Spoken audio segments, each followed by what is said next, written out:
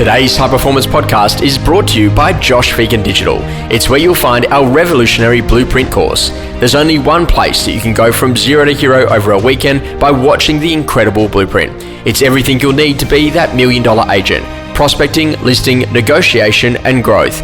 Broken up into short 15-minute pieces, skip to the content you need now or watch from the beginning to end. Only on Josh Phegan Digital.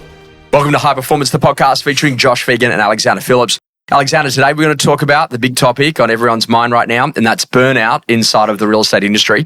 Tell us a little bit about burnout. How does it happen? When do you experience it? What do you do to get around that? Have there been points in your career where you've experienced it more than at other points?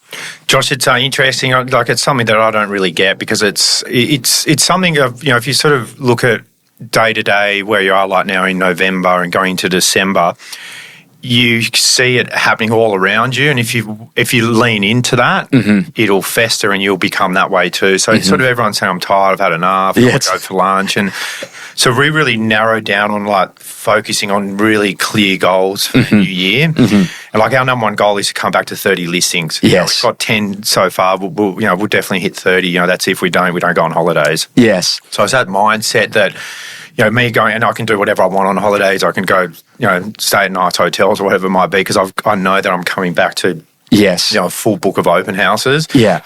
So I love the pressure of consequence for you though. Like if you don't list those 30, you're not going. Yeah. So from that point of view, you're learning how to apply pressure in a really powerful way. And so, this is interesting. One of my clients this week, they got on the phone about 2 weeks ago and they've rung everyone who's actually bought or sold with them this year and just said, thanks for the opportunity. Yeah. And I'd say it's such a simple call list.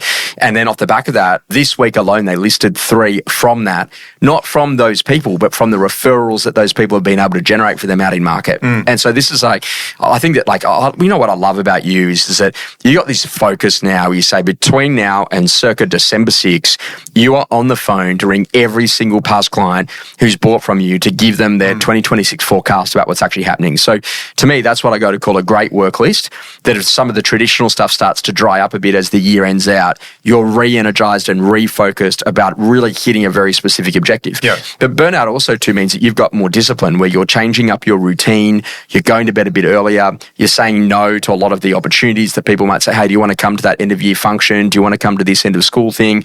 You're very focused about going to hit the goals. Burnout really comes because people are like, oh, I'm not getting a listing, so why bother? But they're too focused on now rather than thinking about the future. They don't have goals that are motivating them, and they're not thinking about redialing the diet and the exercise. How important is that diet, exercise, and sleep right now for an agent to go to perform at a high level?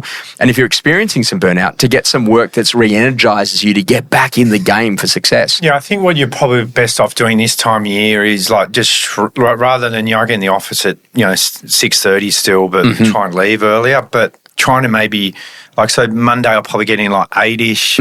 Try and like shrink your work hours, but maximise work in those work hours. So, something that, Prue will do on Mondays, she's printed my past client database of about 3,000 people. How many people are in there? I've got to call them all. Yes. And she's putting pressure on me to call them. Yeah. I'm not going, she doesn't let me go on holidays either. So, to give you an idea, like this week I did a call and they said, it's been on our mind, but we're not sure. We don't know if, it's a $10 million house in Bronte. So I've actually got the best buyer for it. I just sold their house and give you 6 months settlement. And then we showed them a few properties yesterday. They go, let's get them through. And, and I reckon we'll get it sold before Christmas. So it's a $10 million deal just from a past client call. Yeah.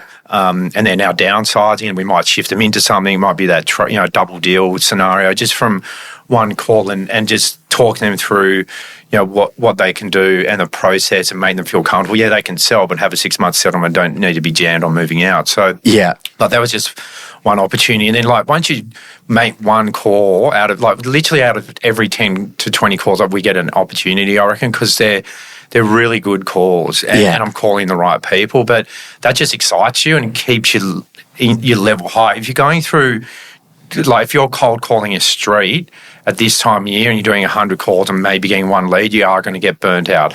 Call people that you're going to offer them something that you can have a conversation with. They might send you a lead somewhere else, or they might go, you know what, middle of next year we're selling. That to me is an amazing lead. We're selling. Great. Well, what have you thought about going on early in the year where you can maximise the price, beat oversupply of stock, beat the winter months? You can start progressing that person. So if you're calling, if I was an agent listening to this, I just call my past clients and just have a conversation, giving them a market update, a forecast, what's happening next year. Be not so strict on your call and what you're trying to get, but more like just saying relationship builder. Yeah. You know the thing that no one will beat you on? Relationship. Like I'm going to say, you've got relationships at scale, and that's a really different game because a lot of people they leave them at the transaction at the start of the year. Hey, congratulations on the purchase, rather than actually saying, you know what, let's actually now call them and say, hey, thanks for the opportunity to help you to buy Birrell Street this year. It was fantastic.